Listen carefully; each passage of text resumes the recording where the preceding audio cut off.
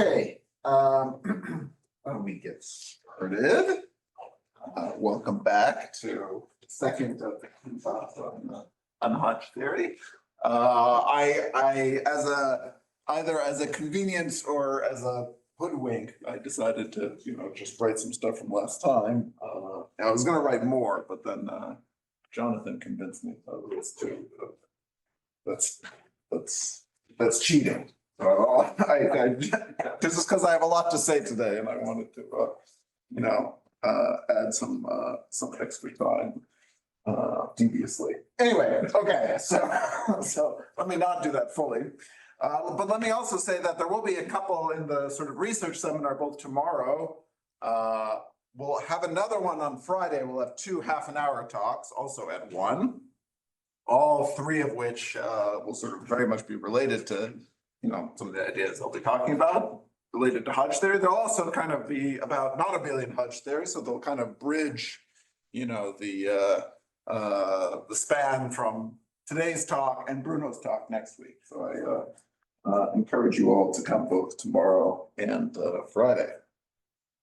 Okay, great. So just a quick recap of where we were last time. So remember the sort of the goal of these talks was to describe what Hodge structures are and where they come from. Second, sort of what the parameter spaces of Hodge structures are. So what are moduli spaces of Hodge structures?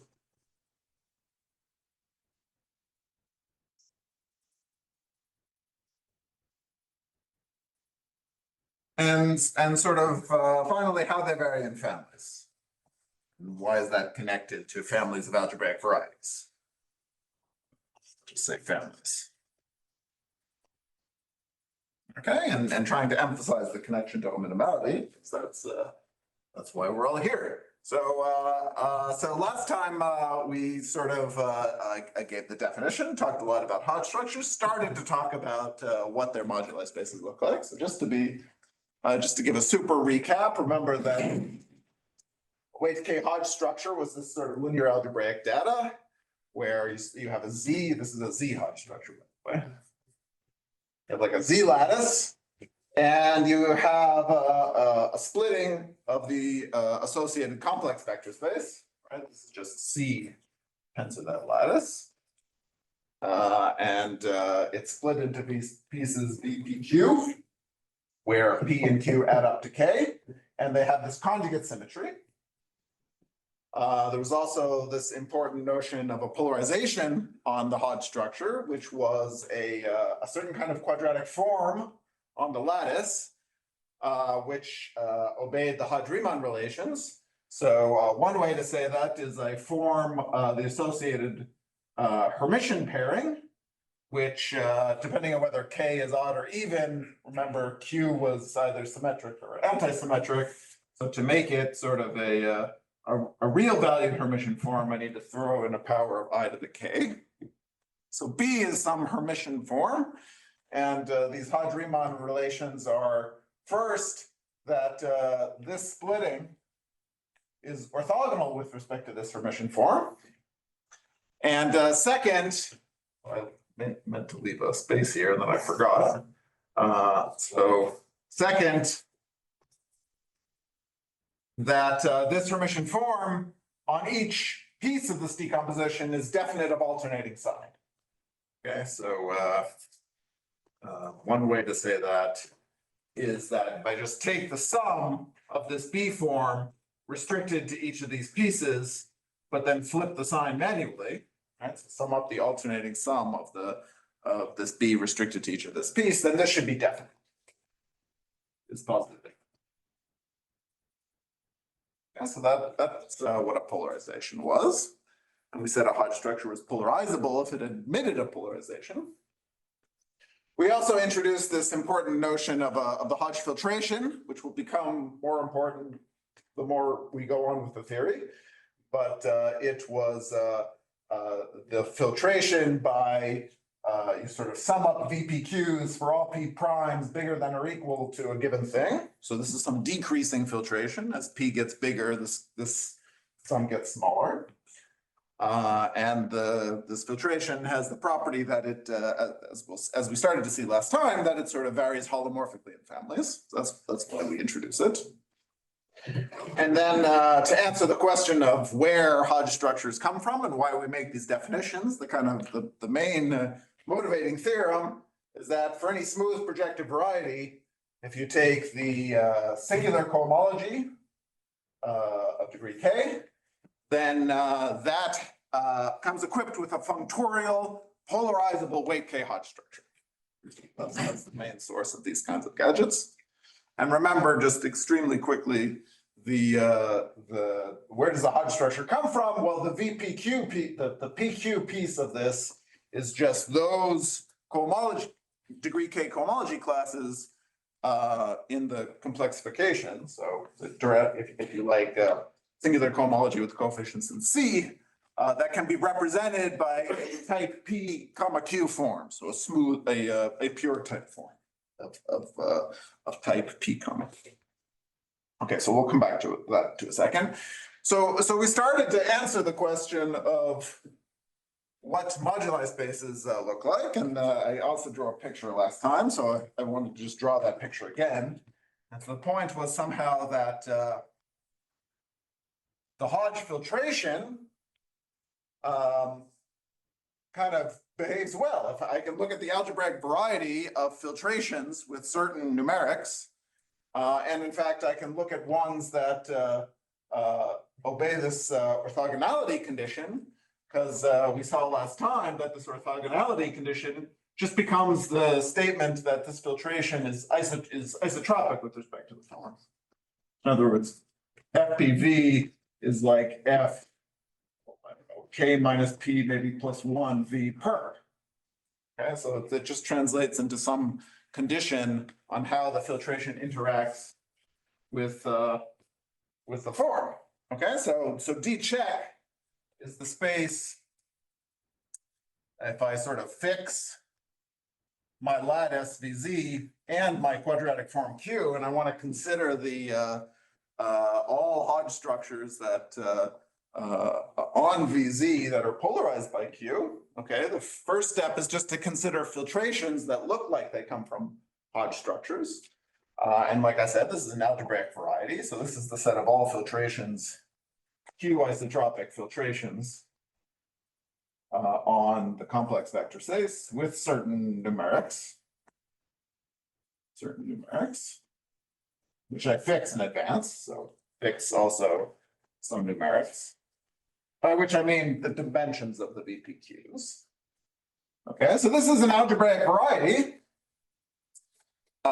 And it's in fact a homogeneous algebraic variety because this has a transitive action by complex automorphisms of the pair complex vector space together with this form Q. Okay, so this is just some quotient. This is identified after choosing a base point with something like this. So again, this is some projective variety. This is P is some parabolic subgroup. It's the parabolic subgroup of, subgroup of this fixing that base point, which is a filtration. Okay. Now, the point of this Hodge filtration is that it determines the Hodge structure, right? So that's how we were able to realize the space of actual Hodge structures as an open subset. So D is the space of Hodge structures with the same numerics.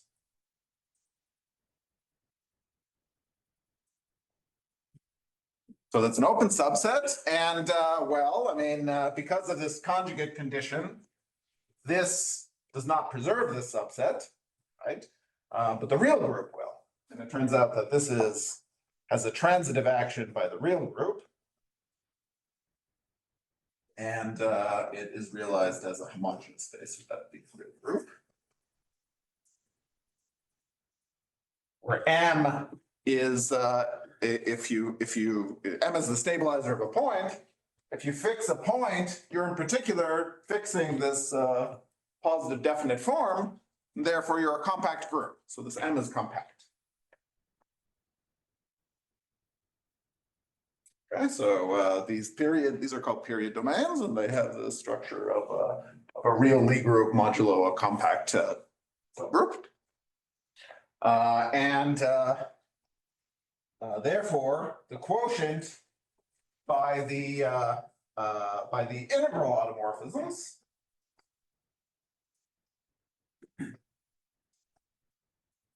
which is discrete inside the real group, of course, and since we're just modding out by a compact on the right, this is a reasonable complex manifold.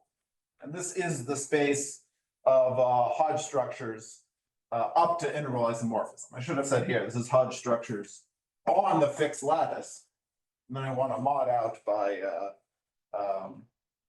integral isomorphism. So on BZ polarized by Q. Okay, and so this is just the abstract Hodge structures up to integral isomorphism.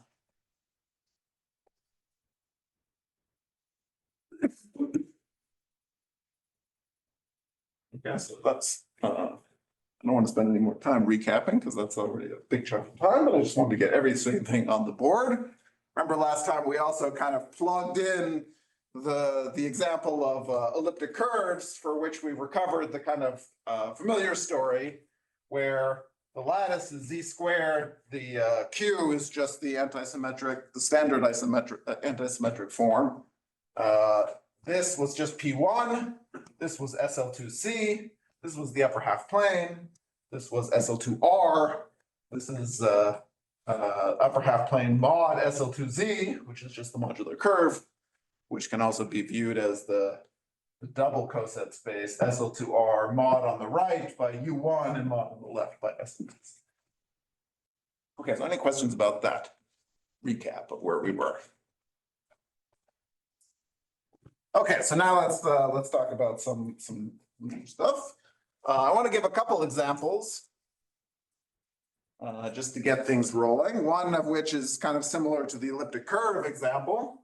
So let's upgrade one dimension. Let's talk about abelian surfaces. Okay, so what's going on here? So again, we take VZ. So now it's going to look like the H1 of an abelian surface. So its H1 is 4-dimensional. And we'll take a polarization form that just looks like, again, the standard antisymmetric form. And what are the numerics of the Hodge filtration that you get? Well, on H1 of an abelian surface, there's a 2-dimensional 1, 0 part and a 2-dimensional 0, 1 part, and everything else is 0. So we want to sort of fix H1, 0 to be 2 and H0, 1 to be 2, right? So these are just telling us what the dimensions of V10 and V01 are. So what is the associated what's the associated diagram that I have over there? Well, D check is just the space of filtrations with those numerics, which are isotropic with respect to the form. So what does that mean? Well, there's an F1 piece, which is 2-dimensional. The F2 piece, which is smaller, is 0. And the F0 piece is everything. Okay, so the only sort of non-trivial part of this filtration is this middle piece, which is 2-dimensional inside of a 4-dimensional space. And it has to be isotropic with respect to the form, meaning that it's a Lagrangian subspace. Okay, so this is identified with some Lagrangian Grassmannian inside of this complex vector space with this antisymmetric form. What is its dimension? The Grassmannian of 2 planes inside a 4-dimensional space has dimension 2 times 4 minus 2, so that's 4. And the condition that that subspace be Lagrangian is the condition that Q restricted to it is 0.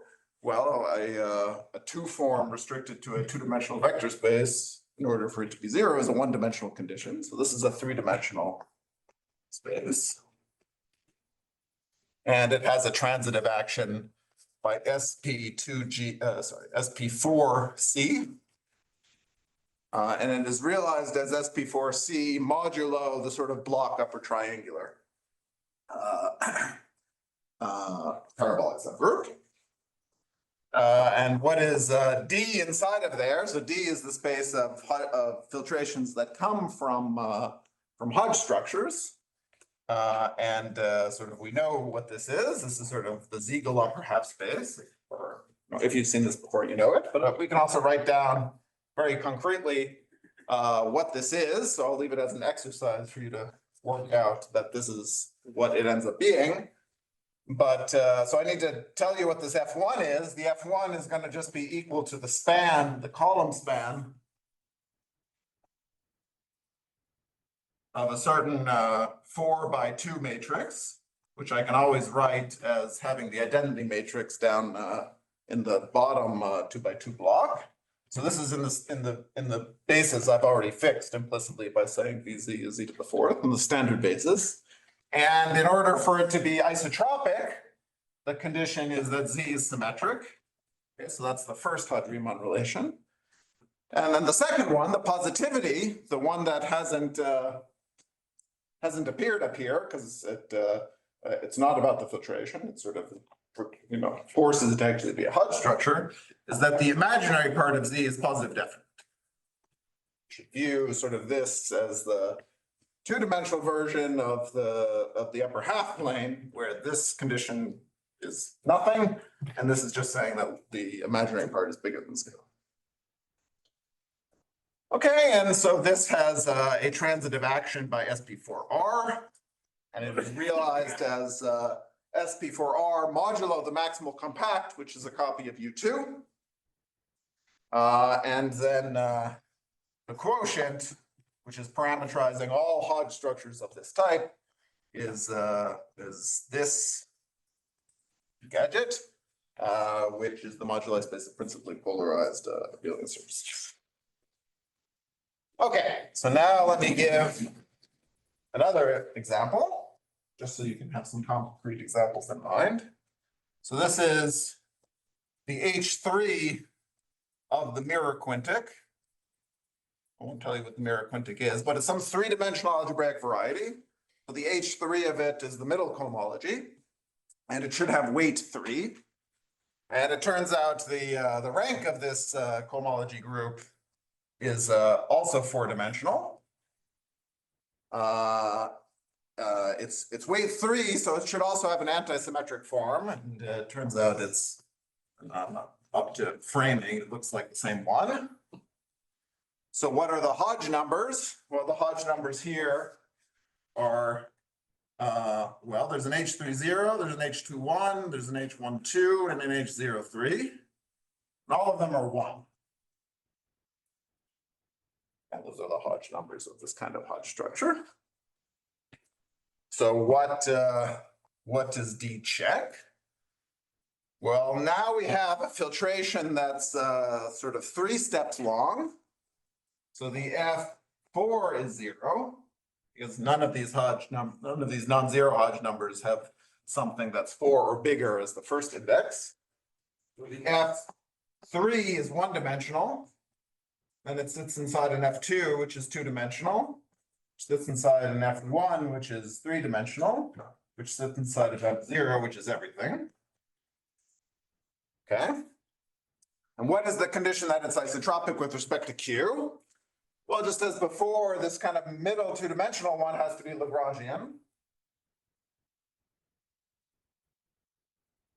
And F1 has to be the perp of F3.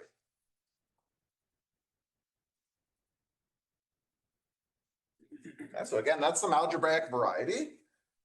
It's identified with SP4C modulo some parabolic. A different one, of course, because there are different kinds of filtrations. In fact, we can also compute the dimension here. I mean, we already know that the space of Lagrangians is 3-dimensional. So on top of that, we also need to pick F3, which is just any line inside of F2 will do, because any line is isotropic. And that determines F1, because F1 is the perp of F3. So it's just 3 plus 1-dimensional. So now this is 4-dimensional. This is 3 plus 1 plus 4-dimensional.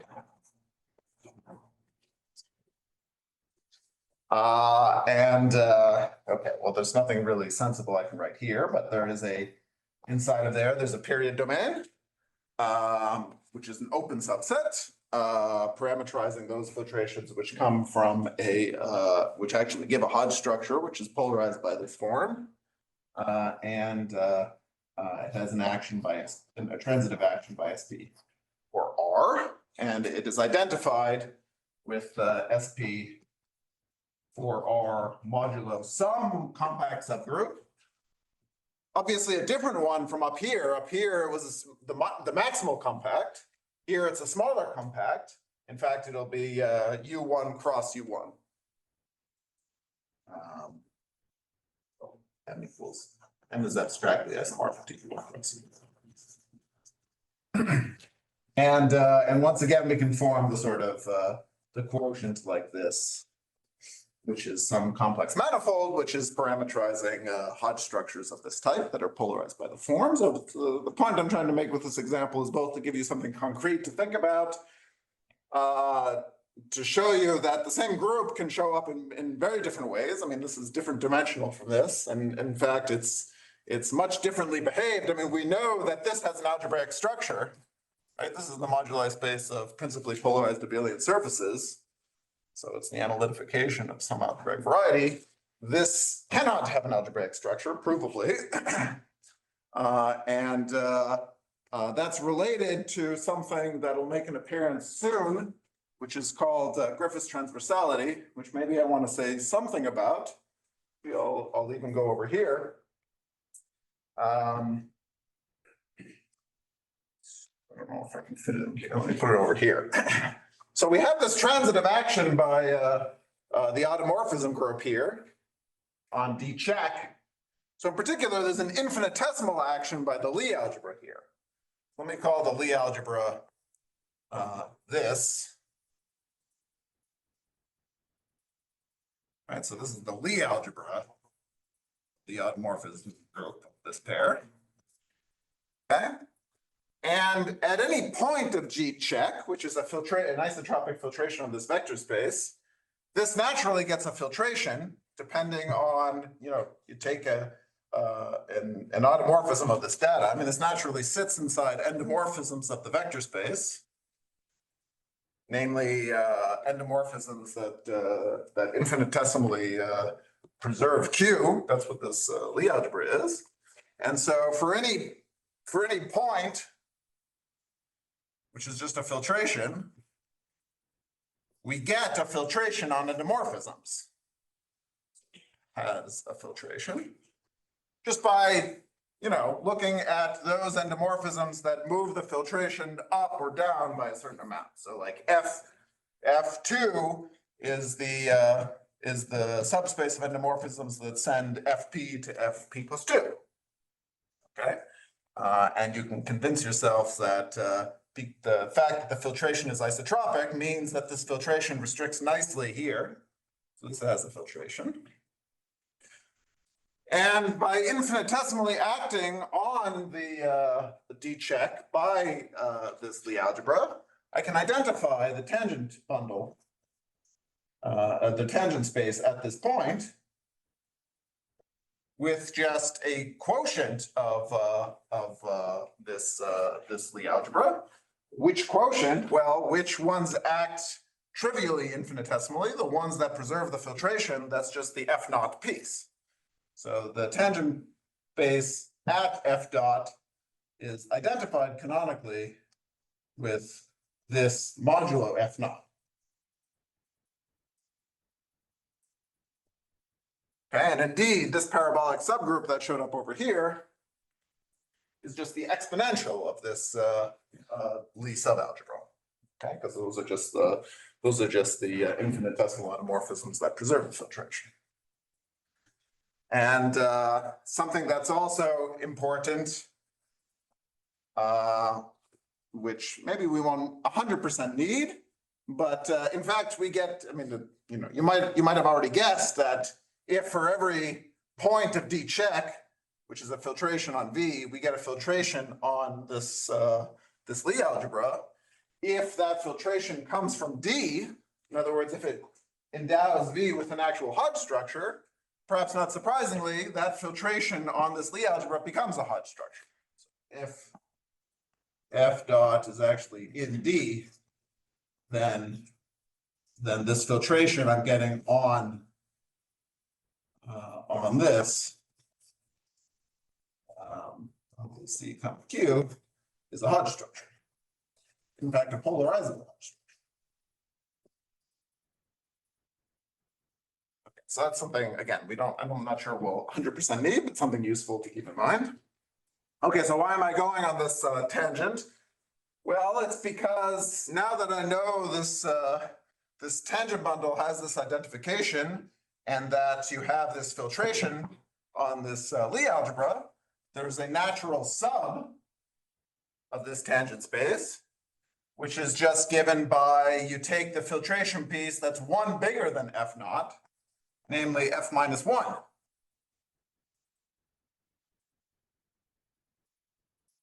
So the quotient by F naught lives inside of here.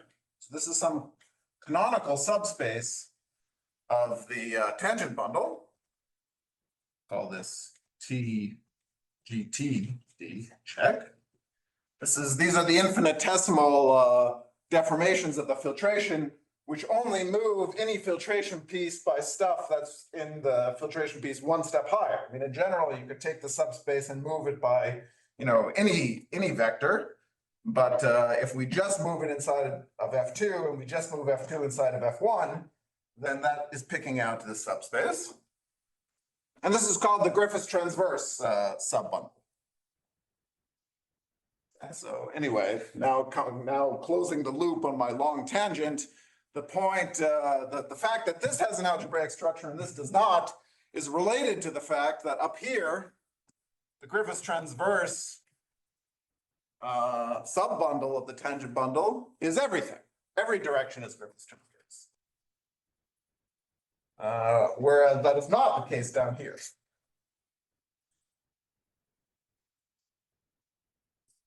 Not equal. I mean, it's a strict sub.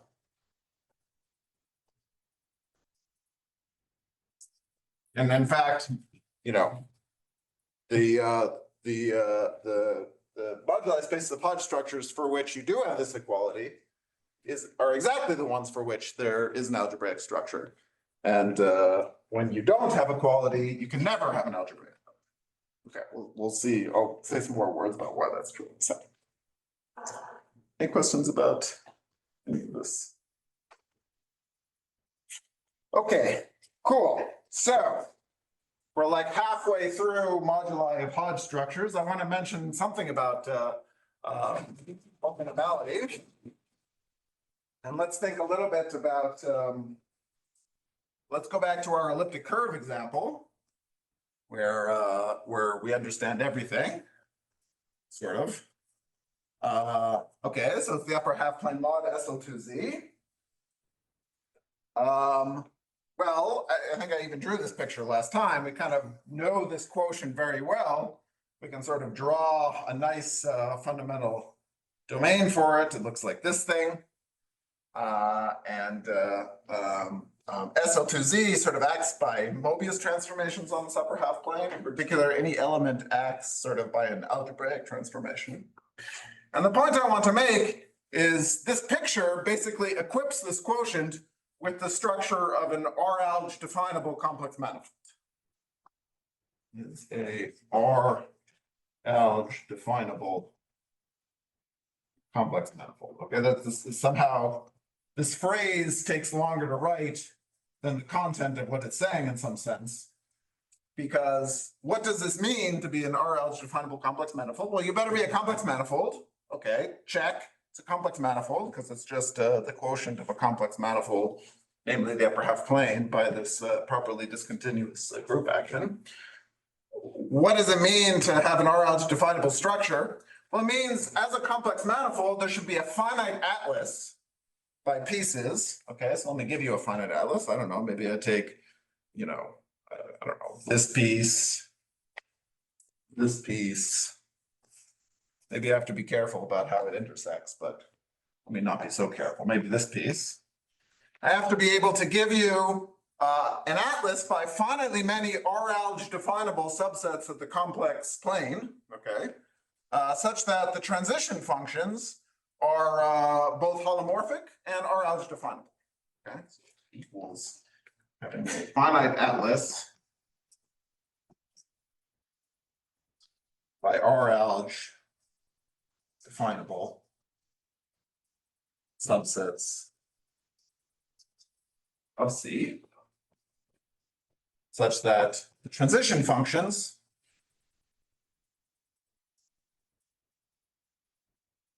are complex analytic, so holomorphic, plus R-alge definable, which just means semi-algebraic. But if you're already holomorphic, that basically just means you're algebraic, R-alge definable. And indeed, I can definitely do that here. I mean, the usual fundamental domain is semi-algebraic, is certainly R-alge definable. To actually make an atlas, I have to sort of embiggen it a little bit so I can actually look at the overlaps. But I can draw some semi-algebraic sets, finitely many, such that they inject downstairs in the quotient and cover, and sort of manifestly all of the transition functions I get by gluing these pieces up are just given by the overlaps you see and the ones you don't see after translating. And since SL2Z acts by algebraic transformations, all of these translates are sort of also definable, and only finitely many kind of intersect. Okay, so that gives this the structure of an R-alge definable complex. I'm being a little vague, but is it kind of clear what I mean by this? Okay, great. So okay, so natural question: do we get the same business here? And the answer is yes. Okay, so basically, in some sense, the same argument works for in the general case. So we call this a fact. This is sort of, you can read about this in the paper with Bruno and Jacob. So that D, this is not a hard fact. So D mod automorphisms of VZ comp Q has the structure, canonically has the structure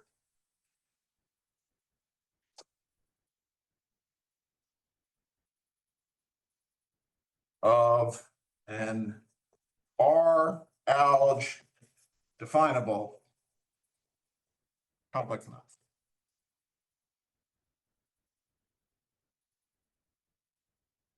Okay, so let me just make a couple comments about where this comes from.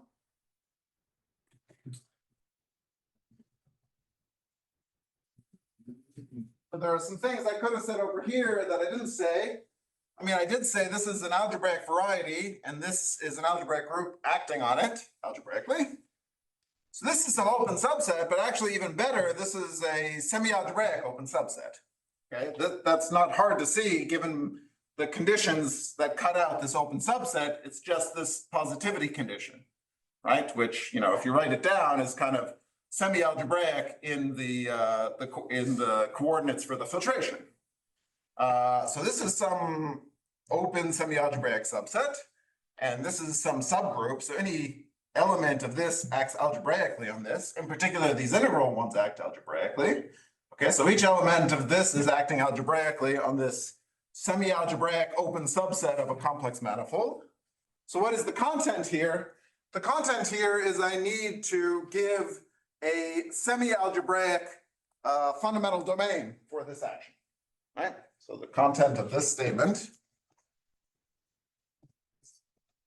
is give a semi-algebraic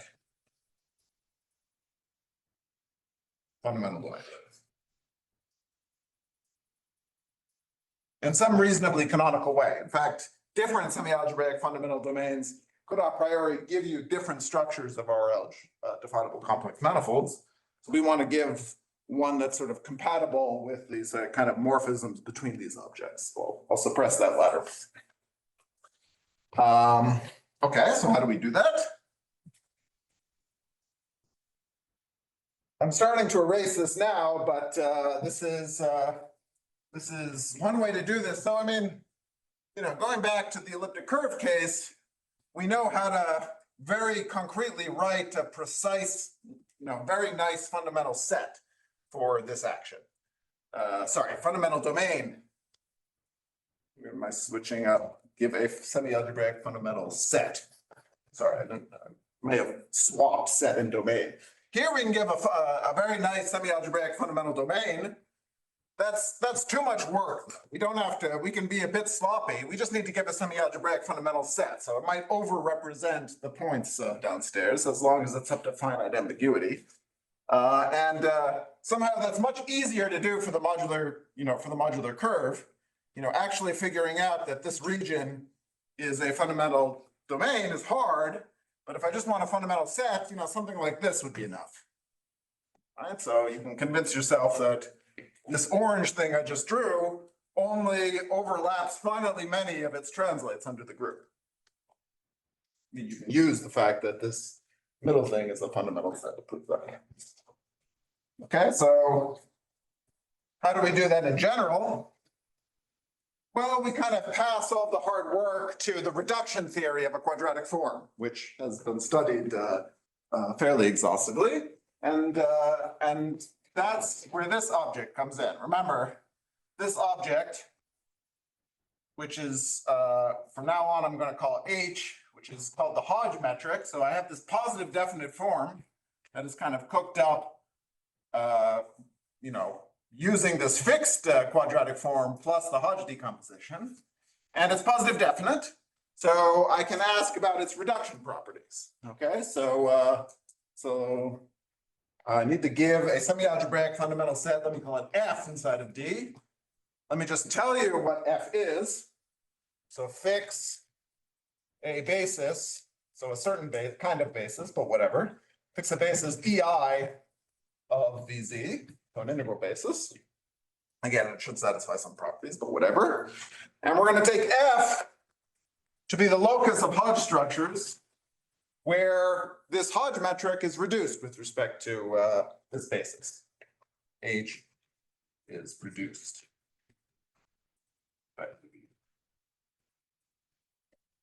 Okay, so what does that mean? Again, I want to be as imprecise as possible while still cutting out a fundamental domain. So what I mean by reduced is the following. So it should satisfy the following properties. I mean, the idea of a reduced basis for a quadratic form is somehow you take a basis by first taking the vector of smallest norm with respect to that quadratic form.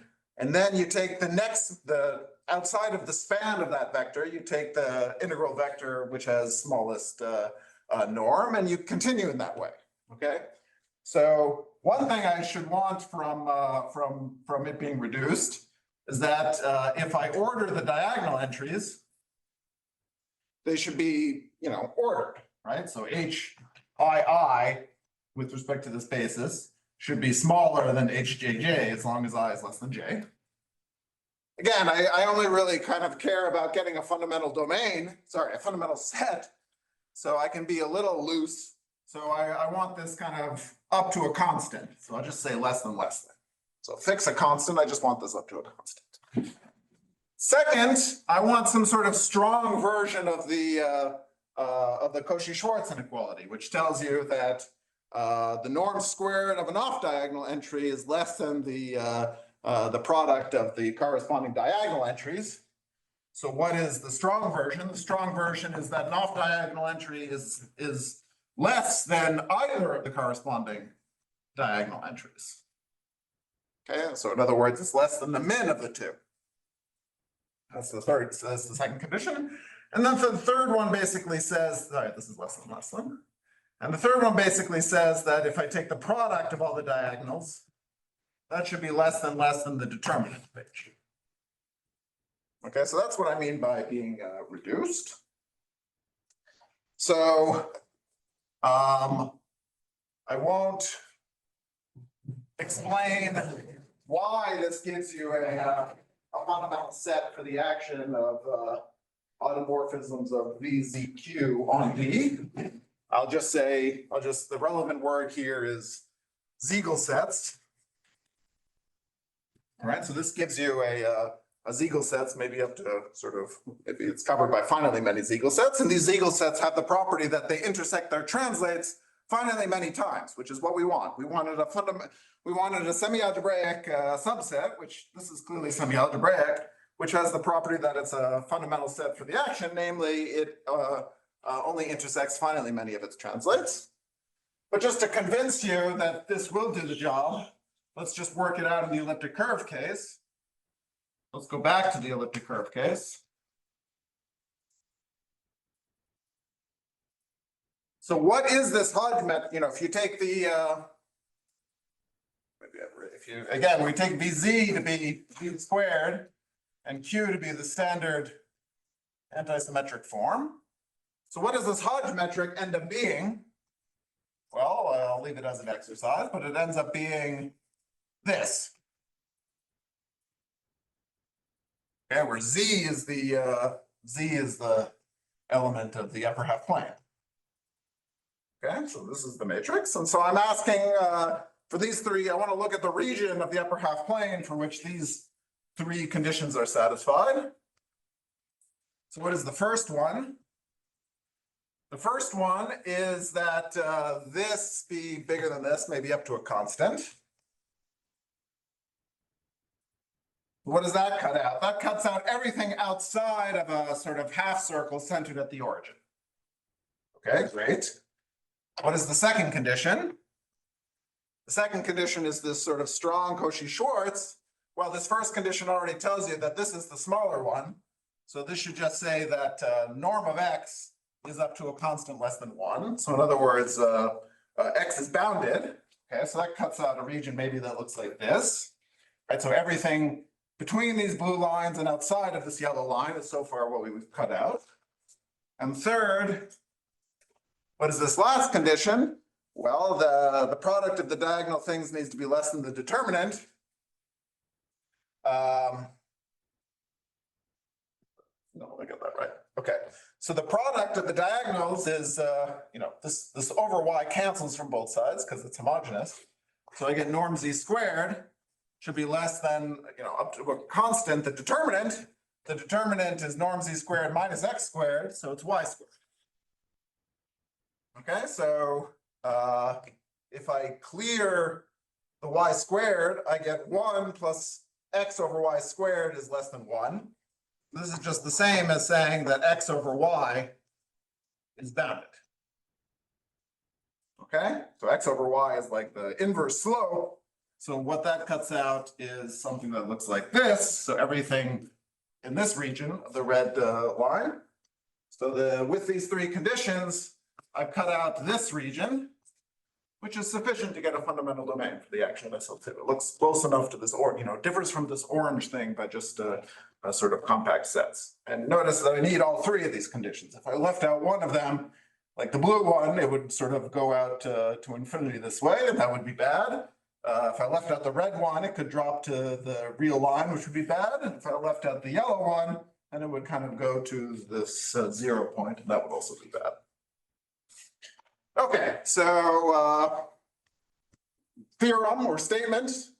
If you look at the subset F of Hodge structures for which the Hodge metric is reduced in this sense with respect to a fixed basis, you get something that's essentially called a Siegel set, and it gives a semi-algebraic fundamental set with the action of that group. And therefore, it endows this quotient, this moduli space of Hodge structures of Z isomorphism with an R-alge definable structure. The structure of an R-alge definable complex length. Great. Okay, so that's the sort of first non-trivial appearance of minimality. Any questions about that? Yeah.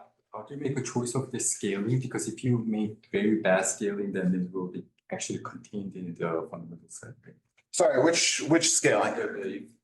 The constant that showed up here. Yeah. Well, that's the fun thing about this definition. If you change the constant, you'll see that you always get a fundamental set. And the different fundamental sets you get for different constants are all sort of comparable in the sense that they give you the same R-alge definable structure. It doesn't matter on the constant. No. So I mean, you can imagine in this picture, If you change the constant here, maybe you shrink this circle. But that's not causing any problems. Here, maybe you widen this out. That's still not going to cause any problems. It's like if it's like gets bigger. So Yeah, but so what are you worried about? maybe the thing is contained in the fundamental domain of the original. That's okay. Oh, I see. You're worried that it's not actually going to be a fundamental set. Yeah. It's too small. Yeah. Oh, yeah. So my claim is that with finitely many, I mean, there exist finitely many regions like this that cover. Yeah. Sorry. Yes. So that is also part of the content here, but somehow from this picture again, I mean, you're right. I can't just take one of them with arbitrary constants because it might just be too small. But somehow, if there exists some choice of constants for which you get a definable fundamental set, and for any other such choice for which you cover the whole thing, it gives you a compatible RL's definable structure. Does that make sense? Other questions? Yeah. You said finitely many. So Yes. But there may be more than one cusp. Yeah, absolutely. Yeah, I mean, in my simple picture, there's a single cusp. There definitely won't just be one cusp in the general picture. And you could even do this for any arithmetic lattice. You don't have to take the whole SL2Z, in which case you'll certainly have other cusps. And so you need to, again, kind of do this, but now let your, again, the statement is that there's sort of finitely many sets of this form. So now you're gonna have to vary your basis and in order to cover all the cusps. Yeah, that's a good question. Other things? Cool. Okay, great. So that's good. Okay, so finally, let's get to families. Now let's talk about families. Okay, so hopefully I can do this in 15 minutes. Tall order. So remember, so going back here, we saw last time that for a smooth projective variety, we got this functorial polarizable weight K Hodge structure on its kth cohomology group. And in fact, I think the example I gave for, a variety you might want to consider is some hypersurface, so a degree D hypersurface, let's say, inside of, Pn plus 1. Okay, so it's just the zero set of this equation for some choices of AIs. And now I kind of want to let the AIs vary, right? And I want to see how that Hodge, so for any choice of these coefficients, I get some projective variety. And okay, they might not all be smooth, but there's some open subset in the projective space of all choices of coefficients up to scaling for which XA is smooth.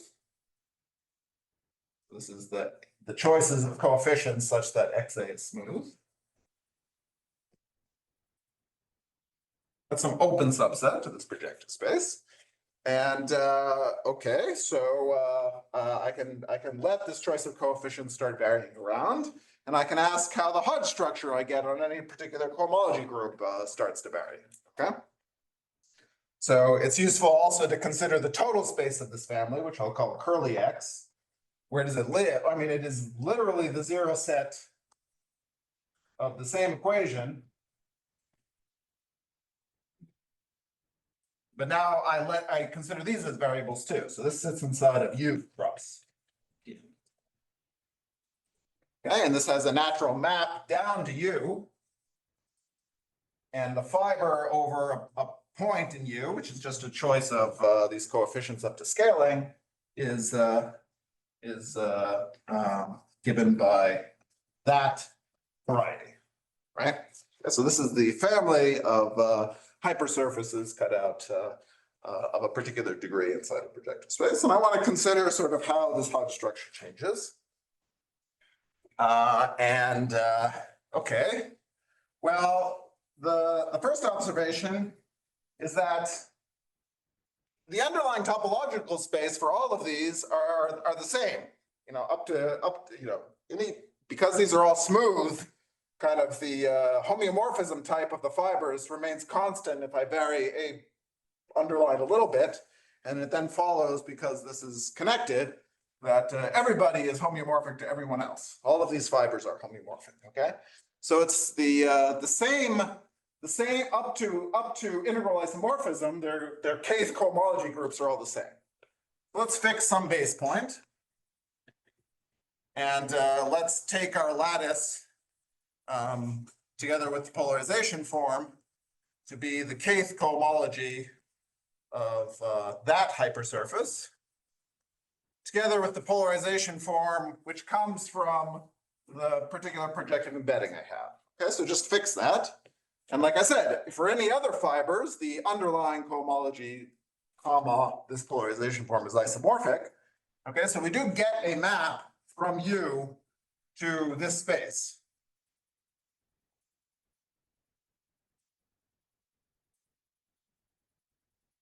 Okay, which just sends U, sorry, not U, A underline, some choice of coefficients, to the point in here, which corresponds to the Hodge structure on the fiber with, namely the hypersurface with that choice of coefficients.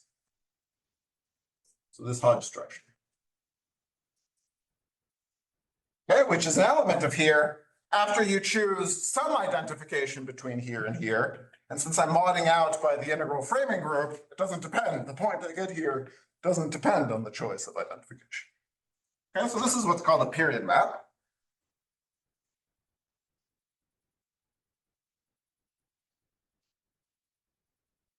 Sometimes it's useful to think about things upstairs, right? So if I pass to the universal cover of U, so what is the universal cover of U? Well, it's U together, so like points of U, let's call it A underline, together with a choice of homotopy class of path connecting it to the base point. And that gives me a canonical identification between the cohomology above this point and the cohomology above this point, just by trivializing the family over this curve. And therefore, I get a canonical map from U tilde to D. And the property that this satisfies is that it's equivariant with respect to, on the one hand, the action of pi1 by covering transformations. Pi1 comma A naught X here. And on the other hand, by the corresponding action over there, which is the sort of monodromy action of pi1 on this this cohomology group, where if I take a loop, I can trivialize the family along that loop, and thereby get an isomorphism from the cohomology above this fiber to itself. That's the sort of monodromy of the associated local system. Okay, so this is some maps of pi1 U comma A naught into automorphisms. Okay, great. So that's another way to think about this.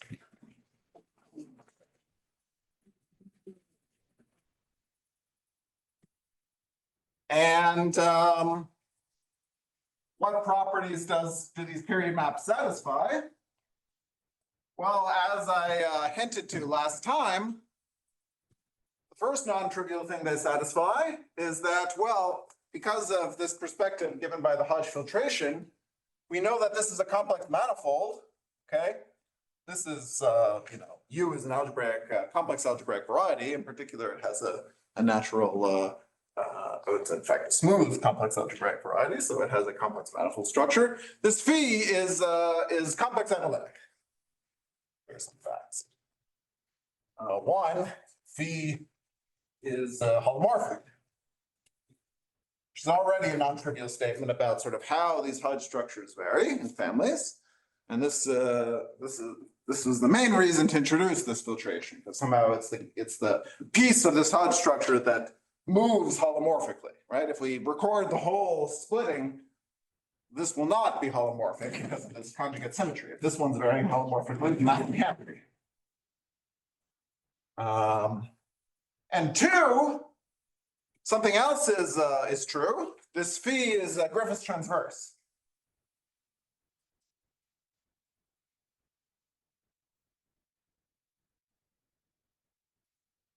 So what does that mean?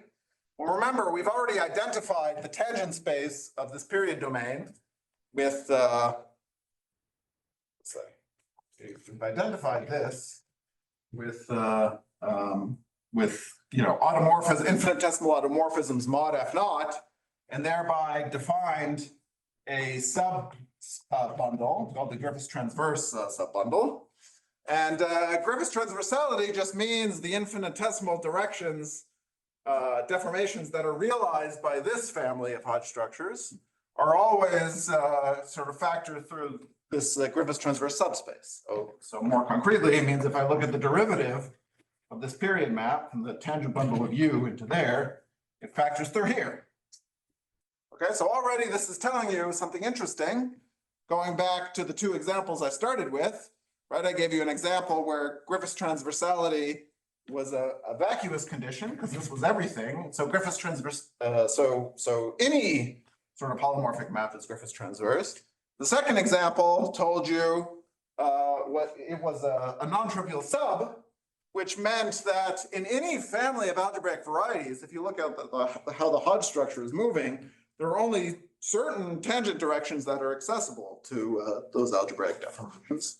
And in particular, there's no way for a family of algebraic varieties to sort of give you every tangent direction. So there's no way to kind of realize all sort of deformations in all sort of directions to move the Hodge structure from this algebraic family. So that's related to why there cannot be a family of algebraic varieties whose period map dominates this, and therefore, I mean, not therefore, but is related to the fact that this can't have an algebraic structure. Somehow you would imagine that if this had an algebraic structure, there would be a period map that would sort of cover everything, and that's just not possible if Griffiths transversality is not a vacuous condition. So that is the sort of morally the reason why the only ones of these moduli spaces of Hodge structures that have algebraic structures are the ones for which Griffiths transversality is automatically set. Okay, sorry, I'm rushing a little bit because I did not budget my time correctly. So let me go over here.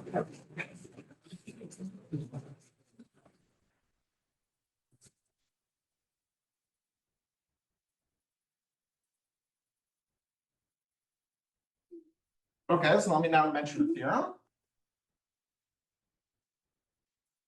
So again with Kohler and Jacob. So what does it say? Well, it's okay. So if I have a family of algebraic varieties, I get this period map. Okay, this is an algebraic variety. It's complex analytic. This is an algebraic variety. So it has a canonical. It's a smooth algebraic variety.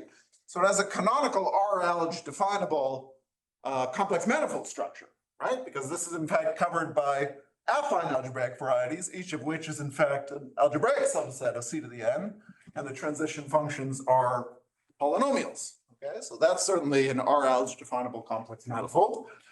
We just saw that this has the structure of an R-alge definable complex manifold. We can ask if this map is a morphism of R-alge definable complex manifolds. Okay, the answer is no, it's not. That's way too restrictive. But what is true is that phi is a morphism of R and X definable complex manifolds.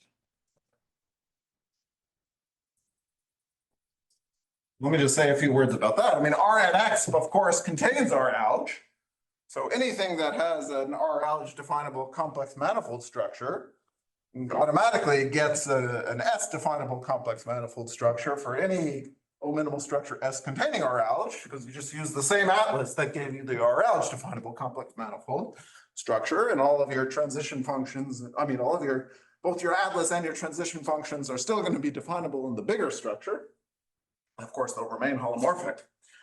So both of these gadgets, even though they have R-alge definable complex manifold structures, they have R-alge definable complex manifold structures, which then give them natural R and X definable complex manifold structures. And it's only up there that this becomes a morphism. So, desperately well enough. Let me just give you some indication of something.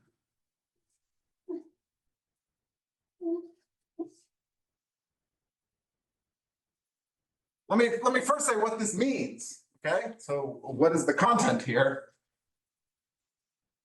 So it means that I can find an RNX definable atlas of both the source and target,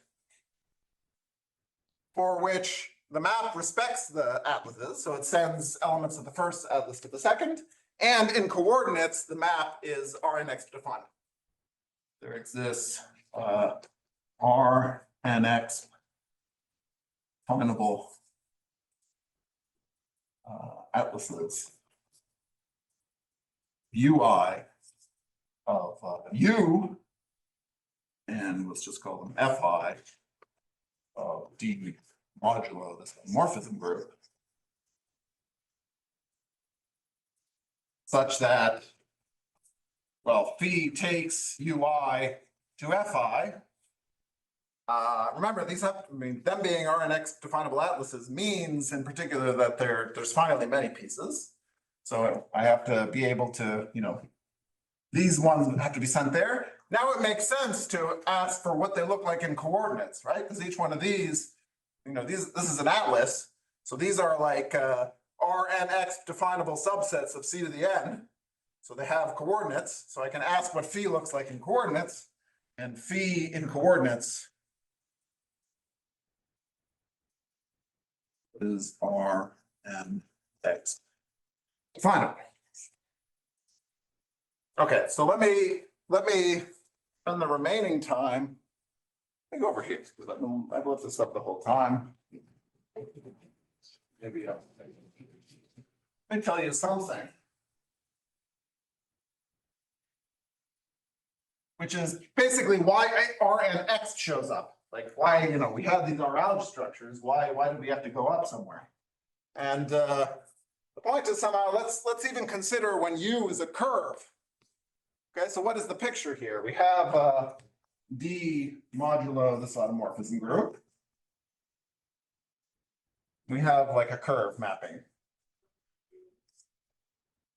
Some Riemann surface, some cusps, maybe it has holes in it, whatever. So this is the map I get, my period map. So the first point is that, well, if I'm working up in RNX, any restricted analytic function is definable. So if I take kind of any, neighborhood of the cusps and look at the complement, right? So everything inside of here, that's some relatively compact sub of this. And the period map will kind of automatically be restricted analytic there. So somehow the definability there is automatic. What's important and interesting is sort of what's going on at the cusps where you degenerate. Sort of at the cusps, you look like a punctured disc. Okay, and so upstairs, you get a map from the upper half plane, which is just the universal cover here, into D. Okay, so this is sort of the restriction of the period map to the upper half plane. And the important point here is that there's a theorem due to Schmidt called the Nilsson-Norwood theorem, which tells you something very precise about what this looks like. It basically looks like something which extends holomorphically, so descends through here and extends holomorphically through Q over the puncture, times some factor which encodes the actual degeneration of the period map as you go to the cusp, but for which you know exactly what it looks like. And so it looks something like this, where psi is a map from the disk into the compact dual, and n is some nilpotent element of this automorphism, this Lie algebra. Okay, so this is what I want to end on. Sorry, I've gone a little bit over, but I just want to say, what is going on here? Well, this is why I need RNX. I have some like analytic function here, which I don't know anything about, but I do know it extends over the puncture. So this is sort of a restricted analytic piece.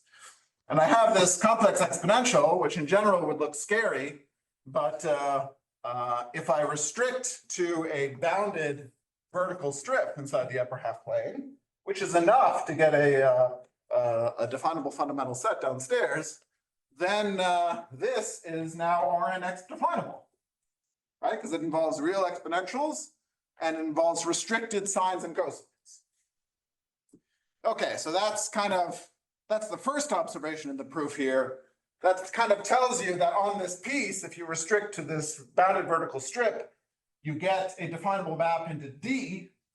That's not enough because you need to show that you actually can find a definable fundamental set that you land in. So the sort of the hardest part of the theorem, the actual content, is to show that these guys, the image of this, is contained in some definable fundamental set F. Okay, sorry, I've gone way over. And I didn't even tell you about the Hodge classes, which is kind of embarrassing. But anyway, that's it.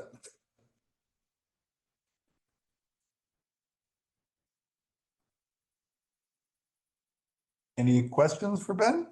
You could tell that they're not on the upper half plane, of course, but Oh, yeah, sorry, yes. Thank you. fundamental domain, right? Right. Vertical strip or something. Yeah, I guess, is there any hope of using omnimality to give a new proof of the nilpotent orbit theorem? Or? Sure, there's hope. But we thought about this a little bit. There wasn't an immediate way, but there's definitely hope. And I encourage you to think about it, if only to kind of learn some of the subtleties that show up. But yeah, absolutely, because something that is true and interesting is that, these period maps, are like automatically definable. And I didn't say sort of where this comes from. You have to use something about the asymptotic somewhere. What ends up being important is the fact that, this period domain is negatively curved in the Griffiths transverse directions. You could imagine that negative curvature, which kind of forces a lot of good behavior as you degenerate, would just straight up give you the nilpotent orbit. Yeah, that would be I won't call it an exercise, but yeah, that's a good thing to think about. Yeah. Why is it called transversality? That's a good question. It's also called Griffiths calls it horizontality because he's obviously not going to call it Griffiths transversality. He didn't call it transversality. So I don't know. I mean, yeah, I don't know. I mean, somehow it's transverse to the vertical part. You can call that either a transversality or a horizontality. There is a vertical subbundle for which there's a reason it's called vertical. So maybe that's the answer to your question. And then, yeah, it's depending on whether you can either call something which is transverse to the vertical part horizontal or just transverse. I don't know if there's a better answer than, yeah. Horizontal means Griffiths transverse, or does it mean just even or whatever? Odd. When Griffith says horizontal, he means but some people also mean horizontal to me. The odd part, yeah. Sorry, that's another question. Just for hyperspace. No, sorry, yeah, I should have said that. This theorem is not even just for geometric variations. I didn't even say variations of Hodge structures, but for period maps, for any sort of period map corresponding to an integral polarizable variation of Hodge structure, this theorem is true. So it's certainly not just for hypersurfaces, it's not even for geometric ones, it's for possibly non-geometric ones. Yeah. I guess it's worth noting, since someone already asked about the nilpotent orbit theorem, for geometric ones, you can prove geometrically the nilpotent orbit theorem, because you can somehow, once you know that there's like a log smooth convectification of the family, then you kind of know how to actually build the degenerating object using log forms. So somehow the fact that you have the same control over the degeneration, even without geometricity, is kind of the main point of Schmidt's theorem. Can you prove all of Schmidt that way? Well, you can prove the algebraicity of the Hodge filtration. The estimate, all of Schmidt, you mean the nilpotent orbit theorem, or? No, the reducedness of the form, like the definability of this map. Oh, no, I don't think so. Okay. No, you can't even prove the distance estimate But if you just want what I said over here, yeah, this is not literally the nilpotent orbit theorem, it's a consequence of it. Mhm. Jacob's pointing to, so it's in fact weaker. But this input you can prove geometrically, but yeah, the other stuff that Schmidt proves, which involves kind of distance estimates and then finer control, I mean, this business, which is sort of much more difficult. No, I don't see any reason you'd be able to prove. I'm saying if you have a generation, you could imagine getting a good basis in terms of vanishing cycles and trying to prove some reducing. You could imagine it. I don't see why you would be able to do it, but I confess I haven't thought about it. Another good exercise. I mean, Schmidt doesn't, anyway, it doesn't say you can. It's probably a good indication that you can. Other questions? Right, let's thank Ben again.